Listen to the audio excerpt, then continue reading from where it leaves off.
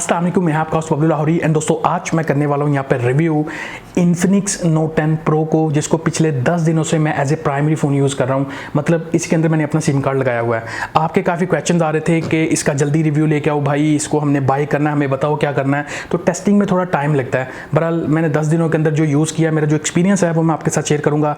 आपके जो क्वेश्चन आ रहे थे ब्राइटनेस को लेकर, साउंड क्वालिटी को लेकर, कैमराज को लेकर, ओवरऑल गेमिंग को लेकर, जो वैल्यू निकलती है इस फ़ोन की कहाँ पर निकलती है, तो इस वीडियो को आगे देखते रहिए। आपके सारे क्वेश्चंस, सारे डाउट्स क्लियर हो जाएंगे और आपको मैं क्लियर डायरेक्शन दे दूंगा कि आपको इस फोन को बाय करना है या नहीं करना।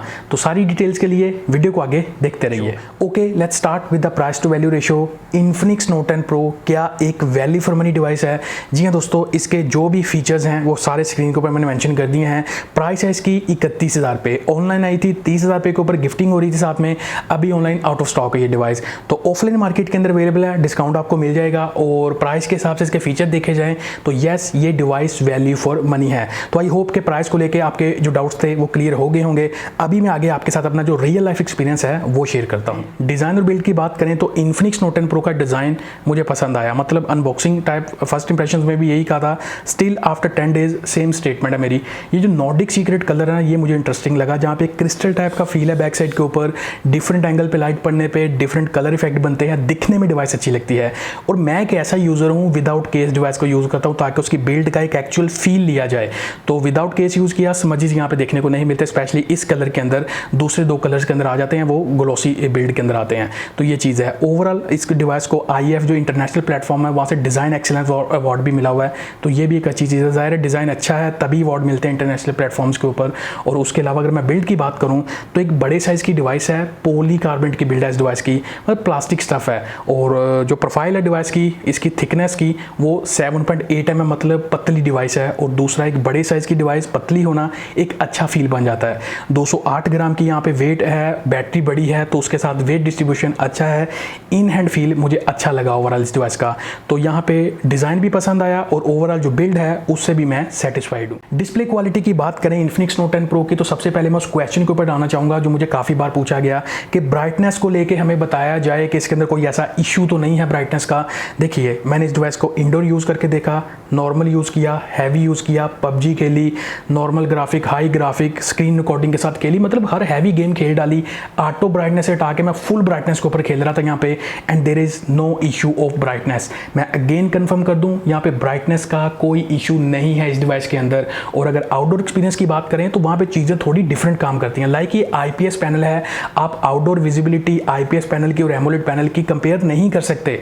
और अगर डायरेक्ट सनलाइट के अंदर जाते हैं जहाँ पे हार्श लाइटिंग कंडीशन है, वहाँ पे आपको डिम फील होगा थोड़ा सा। और अगर आप शेडो के अंदर आ जाते हैं तो मामला ठीक हो जाएंगे वहाँ पे। तो IPS पैनल है, फुल HD प्लस यहाँ पे ऑल्दो रेजोल्यूशन है, तो ये चीज़ें ऐसे कंप्रोमाइज़ थोड़ी आउटडोर के अंदर करनी पड़ती हैं। ओवरऑल ब्राइटनेस का कोई ऐसा प्रॉब्लम नहीं है इस डिवाइस के अंदर। और 90 हर्ट्ज का फील एक स्मूथ देखने को मिला मुझे। आप इसको ऑटो के ऊपर भी शिफ्ट कर सकते हो। 180 हर्ट्ज का जो टच सैम्पलिंग है वो गेम के अंदर जो उसकी परफॉर्मेंस है, जो टच रिस्पॉन्स है डिस्प्ले का, अच्छा निकल के आता है। मतलब कोई ऐसा इशू नहीं है। डिस्प्ले के ऊपर गोरिल्ला ग्लास की कौन सी प्रोटेक्शन है आई डोंट नो, कहीं पे भी मेंशन नहीं है। डब्बे के अंदर से ग्लास आपको मिल जाता है, टेम्पर्ड ग्लास, अच्छी बात है, आप उसको इंप्लीमेंट कर सकते हो। तो मैंने कंटेंट भी कंज्यूम करके देखा, ये है कि एक्सपीरियंस अच्छा निकल के आता है कंटेंट कंज्यूम करते हुए। बस कंट्रास्ट की जो रेशियो है ना वो थोड़ी सी ज़्यादा है डिस्प्ले की, लेकिन फॉर द प्राइस पॉइंट मैं सेटिस्फाइड हूँ इस डिवाइस के डिस्प्ले से। परफॉर्मेंस को लेकर यहाँ पे जो एक्सपीरियंस है मेरा वो अच्छा निकल के आया इन्फिनिक्स नोट 10 प्रो के साथ, बिकॉज Helio G95 एक अच्छा चिपसेट है, एक गेमिंग सेंट्रिक चिपसेट है। और ये जो डिवाइस है ये गेम लवर्स के लिए बनाई गई डिवाइस है। तो यहाँ पे पबजी गेम खेलते हुए like balance and smooth with ultra 40 FPS मिलता है। 60 FPS यहाँ पे आपको देखने को नहीं मिलता, ऑल्दो इस रेंज के अंदर अभी कोई भी डिवाइस नहीं है जो दे रही हो 60 FPS। तो 40 FPS अच्छे से मेंटेन कर लेता है, अच्छा गेम प्ले आपको देखने को मिल जाता है।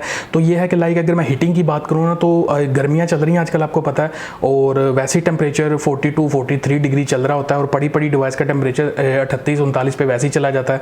तो अगर आप गेम खेलते हैं ना तो इसका टेम्परेचर राइज होता है थोड़ा सा, 41 से 42 डिग्री के अराउंड जाता है। अगर आप कोई घंटे 1.5 घंटे का सेशन लेते हैं, थोड़ा सा ज़्यादा खेल लेंगे तो फिर थोड़ा टेम्परेचर और भी राइज इसका हो सकता है।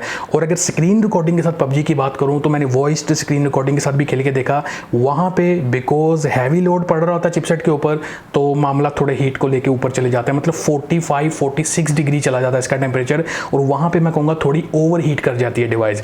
तो ये चीज़ है, रिकॉर्डिंग के साथ रिकमेंडेड नहीं है। अदरवाइज जो यहाँ पे एक्सपीरियंस है वो अच्छा निकल के आता है। पबजी गेम खेल लें, कोई भी हैवी गेम खेल लें, आपको किसी भी टाइप का लैग देखने को नहीं मिलता।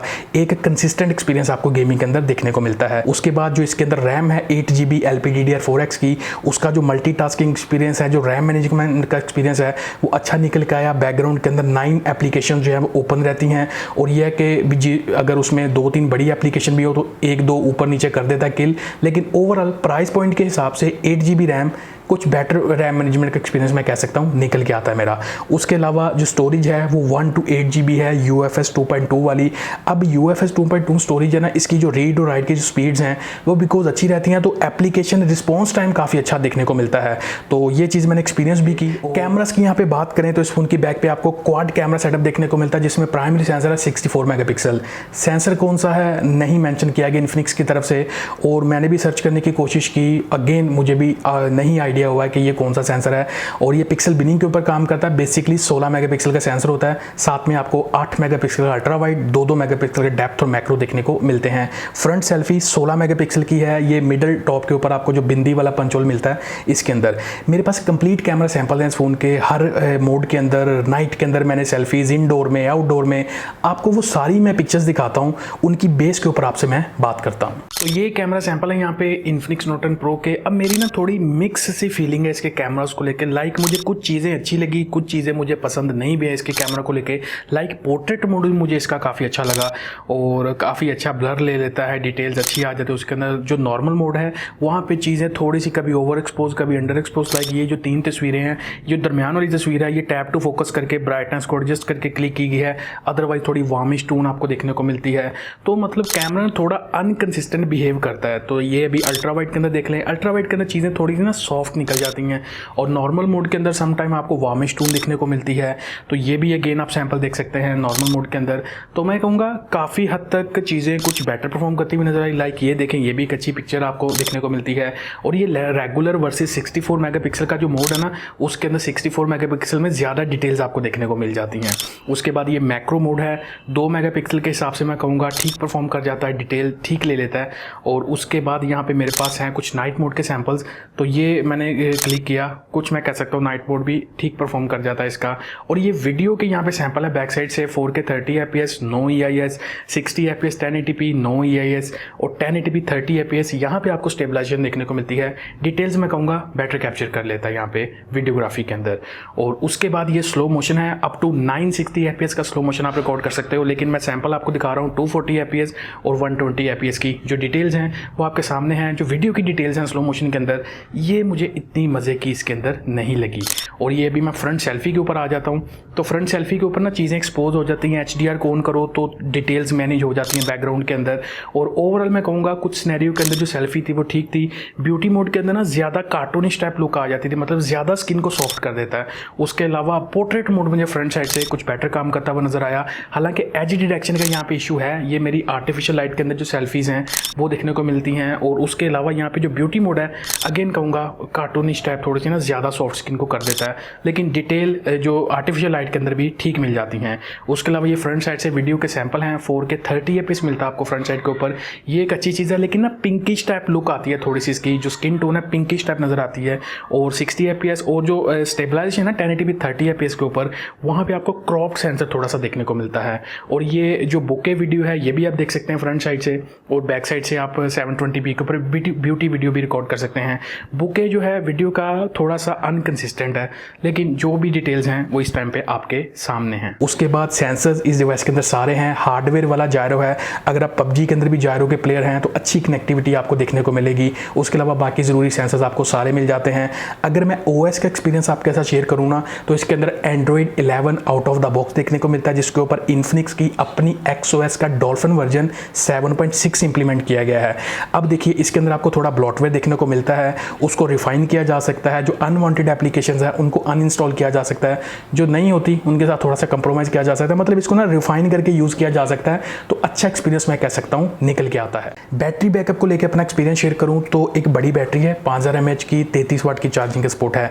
अगर मैं बैकअप की बात करता हूँ तो मेरे जो मॉडरेट यूज़ के अंदर ये 1.5 दिन आराम से निकाल रही थी मेरा। मतलब 10 दिन हो गए मुझे यूज़ करते हुए, तो 1.5 दिन मुझे ऑन एवरेज मेरे मॉडरेट यूज़ में, जहाँ पे मैं थोड़े बहुत गेमिंग के सेशन भी खेल रहता था, कुछ कैमरा की टेस्टिंग वेस्टिंग भी हो जाती थी, तो 1.5 दिन चला जाता था। अगर आप हैवी यूज़ हैं है, एक दिन निकाल जाएगी। अगर आप कंटिन्यूस हैवी यूज़ करते हैं, मतलब back to back heavy sessions खेलते हैं, तो फिर डिपेंड करता है आप क्या करना चाहते हैं, मतलब तो उसके ऊपर। और बैटरी ड्रेन का भी मुझे कोई ऐसा इशू देखने को नहीं मिला इस डिवाइस के साथ। लाइक अगर मैं जो हैवी गेम ही कर रहा था, जितनी देर का मैं सेशन खेल रहा था, मुझे आइडिया है, दूसरी डिवाइसेस को काफ़ी एक्सपीरियंस कर चुका हूँ, तो यह कि जितनी बैटरी ड्रेन होनी चाहिए उस सेशन के हिसाब से उतनी जा रही थी। कोई एक्स्ट्रा ऑर्डिनरी ड्रेन मैंने देखने को बैटरी का नहीं मिला।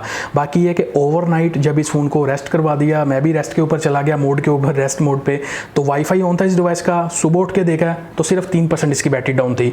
मतलब ओवरऑल मैं कहूँगा कि मुझे बैटरी ड्रेन का ऐसा कोई इशू फील नहीं हुआ अभी के लिए, जो 10 दिन मैंने इस डिवाइस को यूज़ किया। बाकी जो 33 वाट की चार्जिंग है, इसके जो चार्जिंग टाइमिंग्स हैं, मैं सेटिस्फाई नहीं हूँ उससे। उसका रीज़न यह है कि मेरी चार्जिंग टेस्ट के अंदर ये जो डिवाइस है 2.5 घंटे ले रही थी 0 to 100 चार्ज होने के ऊपर। हालांकि 33 वाट का जो स्टैंडर्ड है चार्जिंग का, ये 5000 mAh की बैटरी को 75 से 80 मिनट के अंदर इसको 0 to 100 चार्ज कर देना चाहिए। ये जो मेरे चार्जिंग के टाइम स्लाइड्स के अंदर आ रहे हैं, ये यहाँ पे सिनेरियो है। तो यहाँ पे मैं रिक्वेस्ट करना चाहूँगा इन्फिनिक्स को कि अगर इसके जो चार्जिंग टाइम्स हैं उनको अपडेट के थ्रू फिक्स आउट किया जा सकता है तो प्लीज़ किया जाए, क्योंकि 33 वाट का जो स्टैंडर्ड है वो तो फील ही नहीं हुआ मुझे इस डिवाइस के अंदर। बाकी जो बैकअप है ओवरऑल अच्छा निकल के आ रहा था। कुछ अदर चीज़ों की यहाँ पे बात करें तो इस डिवाइस के अंदर आपको OTG का सपोर्ट देखने को मिल जाता है। मतलब आप कोई एक्सटर्नल USB अटैच करना चाहते हो तो कर सकते हो इसके ऊपर, और कॉल रिकॉर्डिंग मिल जाती है इसके अंदर। और इन्फिनिक्स का अपना डायलर है XOS का, मतलब गूगल डायलर नहीं है। सो आपको जो कॉल रिकॉर्डिंग की क्वालिटी है वो अच्छी देखने को मिलती है, अगले पर्सन को यहाँ पे नोटिफिकेशन नहीं जाता उस चीज़ का। तो ये एक चीज़ है उन लोगों के लिए जिनको कॉल रिकॉर्डिंग का फीचर ज़्यादा इंपॉर्टेंट रहता है। स्पीकर क्वालिटी, स्पीकर साउंड और मल्टीमीडिया एक्सपीरियंस आपके साथ शेयर करूँ तो देखिए, यहाँ पे स्टीरियो स्पीकर है इस डिवाइस के अंदर, एक बॉटम फायरिंग, एक ऊपर एयरपीस के अंदर। अगर मैं साउंड बैलेंस की बात करूँ तो 60% साउंड नीचे से आता है, 40% ऊपर से आता है, तो ये इसके बैलेंस की रेशियो है। लाउडनेस की बात करूँ तो ठीक है, मतलब इतना अगर आप विदाउट हैंड फ्री सुनते हैं ना इसको लाउड फुल वॉल्यूम के ऊपर, तो बेस इतना ज़्यादा नहीं है और ट्रिबल है थोड़ा सा यहाँ पे। ओवरऑल जो लाउडनेस है वो ठीक निकल के आती है ड्यूल स्टीरियो स्पीकर्स के हिसाब से। और उसके बाद अगर मैं ऑडियो जैक के एक्सपीरियंस की बात करूँ ना, मतलब हैंड फ्री के थ्रू अगर आप सुनते हैं तो उसके लिए ज़रूरी है आप अच्छी क्वालिटी की हैंड फ्री यूज़ करें। मेरे पास एक अच्छी क्वालिटी की वायर्ड हैंड फ्री है, इन्फिनिक्स की जेन्युइन हैंड फ्री है, उसके थ्रू मैंने सुना अच्छी क्वालिटी का साउंड निकल के आ रहा है। मतलब ऐसा कोई भी इशू नहीं है, हैंड फ्री के थ्रू भी, ऑडियो जैक के थ्रू भी। मैंने गेमिंग के अंदर भी खेल के देखा इसको, मैंने म्यूजिक भी यहाँ पे सुन के देखा, मैंने दूसरी जो साउंड की एक्टिविटी है वो भी करके देखी। There is no issue with the hand free jack. जो साउंड की क्वालिटी है वो ठीक निकल के आए इस फ़ोन की। बाकी जो सिग्नल रिसेप्शन है इस फ़ोन की वो अच्छी रही, कॉल की जो क्वालिटी है वो ओवरऑल अच्छी निकल के आती है। अगर कनेक्टिविटी की यहाँ पे बात करें, आप डेटा कनेक्शन की बात करें, तो मैंने सिम का डेटा भी यूज़ करके देखा, काफ़ी टॉप लेवल की यहाँ पे आपको स्पीड देखने को मिलती है। मतलब अच्छा एक्सपीरियंस रहा मेरा। इवन मैंने वाईफाई के ऊपर यूज़ किया, रिसेप्शन भी अच्छी थी और जो स्पीड्स वगैरह थी अच्छी मिल रही थी मुझे इंटरनेट की। बायोमेट्रिक्स एंड सिक्योरिटी की बात करें तो इस डिवाइस का जो साइड माउंटेड फिंगरप्रिंट सेंसर है ये अच्छा काम करता हुआ नजर आया। स्पीड्स इसकी अनलॉक करने की अच्छी थी और जो रिलायबिलिटी है वो भी अच्छी देखने को मिली। उसके अलावा जो इसका फेस आईडी है वो भी काफ़ी स्पीडी और अच्छे और रिलायबल तरीके से काम करता हुआ नजर आया मुझे। और अब आता हूँ यहाँ पे मैं अपने फाइनल वर्डिक्ट के ऊपर, कि आपको इन्फिनिक्स नोट 10 प्रो को लेना है या नहीं लेना। तो देखिए, प्राइस के हिसाब से वैल्यू अच्छी निकलती है, ब्राइटनेस को लेके मैंने आपको क्लियर कर दिया, कोई इशू नहीं है। ऑडियो जैक की क्वालिटी का मैंने आपको क्लियर कर दिया कि आपको अच्छी क्वालिटी की अगर हैंड फ्री यूज़ करते हैं, ये 100-150 वाली नहीं यूज़ करनी, अच्छी क्वालिटी की यूज़ करते हैं तो एक्सपीरियंस अच्छा निकल के आएगा। ऑडियो जैक को लेके कोई भी ऐसा इशू नहीं है, ये मैं अगेन कन्फर्म कर रहा हूँ। यहाँ पे गेमिंग परफॉर्मेंस काफ़ी कमाल की है और अच्छे यहाँ पे निकल के आते हैं। बहुत ज़्यादा हैवी रिकॉर्डिंग के साथ गेम प्ले करेंगे तो फिर डिवाइस थोड़ा सा ओवरहीट कर जाती है, लेकिन अदरवाइज जो परफॉर्मेंस है 40 FPS के ऊपर अच्छा रह जाता है। कैमरास को मैं ये कहूँगा कि फॉर द प्राइस पॉइंट मेरे हिसाब से एवरेज निकल के इसके कैमरा अगर मैं रेट करूं तो 7/10 इसको मैं रेट करता हूं अपने। मतलब ये एक डेडिकेटेड कैमरा सेंट्रिक डिवाइस नहीं है, मतलब ये गेमिंग सेंट्रिक डिवाइस है जिसके जो कैमराज हैं वो भी आपको फॉर द प्राइस पॉइंट एक कुछ अच्छा कम्बिनेशन बना देते हैं। बैटरी बैकअप अच्छा है, चार्जिंग जो टाइम्स हैं वो थोड़े से ज़्यादा हैं। ओवरऑल मैं इजीली ये डिवाइस आपको रिकमेंड कर सकता हूँ। लाइक अगर आपको ऑफलाइन मार्केट से 28,500-29,000 रुपये के अंदर ये डिवाइस मिलती है तो स्टिल ये एक अच्छा पैकेज है, गुड लुकिंग डिवाइस है, गेमिंग के लिए पावरफुल है, आप इस डिवाइस की तरफ डेफिनेटली जा सकते हैं। तो ये था मेरा रिव्यू इन्फिनिक्स नोट 10 प्रो को लेके। फर्दर कोई क्वेश्चन हो आपका तो कॉमेंट्स में मेरे से पूछ सकते हैं। मैं मिलता हूँ आपसे नेक्स्ट वीडियो में, तब तक के लिए अपना और अपने चाहने वालों का बहुत ज़्यादा ख्याल रखिएगा। बबलू लाहौरी को दीजिए इजाज़त, अल्लाह हाफिज़।